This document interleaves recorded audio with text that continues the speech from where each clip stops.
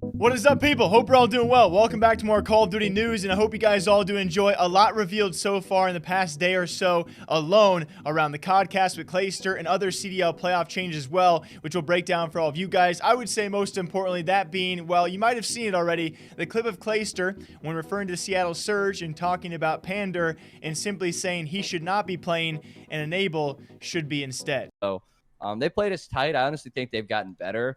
But I just still don't understand what they're doing on that team. Like, yeah, why, what are they doing? Like Pander should not be playing. And I like the guy.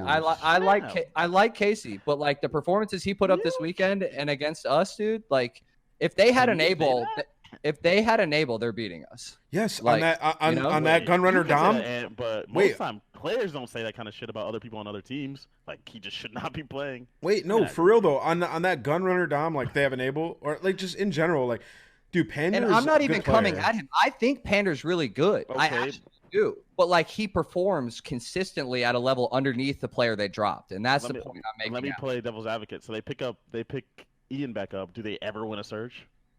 I mean, do they ever win a search right now? They won a couple. No. Do they ever win a search? Like, all right, they're the underdog. And I know you can try and touch on this as light as possible. This is still one of the areas where the Call of Duty scene is so different from other scenes where pro players are so vocal about these kind of things. Again, not judging either side here, as well as Pander. I felt really bad in his response to all of this, but if you guys were unaware, it was very early on where Enable was actually benched on this roster, reportedly. Accusations pointing towards Octane maybe forcing this move to be made. Pander subs in. Of course, this past event was their best result so far, albeit they farmed those points against the LA Guerrillas, still the only team this season they have beat. So you can really kind of counter every argument made out there around this team. Again, at the end of the day, I feel bad for a guy like Pander, despite what Clayster says, whether you think it's right or wrong, whether it's true or false. Pander's response just kind of hit home on Twitter. As he said, am I tripping? My only actual bad series that I can recall was when I was shooting through people and I took that one on the chin and didn't make an excuse, but I have been getting bashed consistently by quite literally everyone, when other than that, I have done relatively well. I'm not going to sit here and feed into anything else and keep defending myself, but sheesh, the whole community talking to me like I'm going for a 0.5 every series. I played the event champions in Minnesota 3 times and have done relatively well every single time. Throw me a bone, sheesh. I get that Ian has fans and friends, that's why I don't lose full every time people tweet me dumb stuff, but the past few days been out of pocket for sure, and the only person who has given me any credit or the benefit of the doubt is Ian.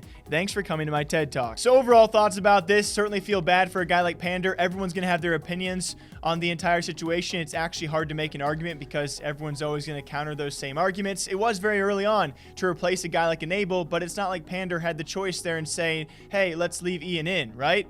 You know, he's doing his best when filled in for a spot that he was told to fill in for, and so you can't really blame a guy like Pander. Of course, you understand the flip side of the coin, though, that being, you know, Octane presumably forcing out a guy like Enable very early on, just a few weeks in. Maybe that was a bit too early, and maybe Pander stats-wise or some eyes-wise, like Clayster sees himself, is not the right fill-in for that spot. But, you know, can we really judge that? I have no idea. Surge, on the other hand, can they make these changes? Can they make other changes to actually jump themselves in the rankings? I would say something is probably needed still with their struggles. Yes, this past weekend was their best result, but the way they achieved that result was nothing impressive. And I don't mean that in an ill-weighted way. There's just no team out there who has made top 4 beating the worst teams in the league yet, besides the Surge. Those are my overall thoughts. Speaking of changes, guys, changes to CDL playoffs apparently also coming, and this one is also debatable. That being, according to TJ Halley, that it will now be not only 8 teams to make playoffs, but all 12 teams, with the bottom 4 teams in the rankings and standings going immediately to the lower bracket. This is a very weird one, and again, certainly 2 sides to this the debate. There's always COD debates. There's always 2 sides. Chat said 9 to 12 doesn't go stream. They changed the format. 9 to 12 starting losers bracket. Oh, wait, did they even make that public? I have no idea, Teach. Oh, now you know. What the fuck? Little inside scoop for you guys. A lot of pros out there giving their responses. I would say yes. If this is only because of the online play, with a lot of our events now being online for the remainder of the season, I understand that. Hopefully not a thing for the future, because it does kind of get rid of the reason why the season is being played out, because despite how bad you are during the regular season, you still get a shot at the ultimate title, right?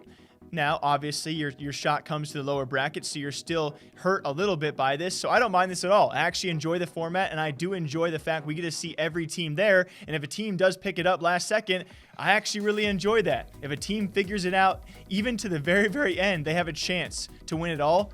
I'm okay with this for now, given the online circumstance. Despite that, though, going forward other seasons, I think we can all agree there has to be some sort of ultimate punishment if you do place bottom 4 or whatever the bottom's going to be in the future. If they do expand to 16 teams, whatever it might be, there has to be some sort of punishment, repercussion for a team for doing poorly the entire season long.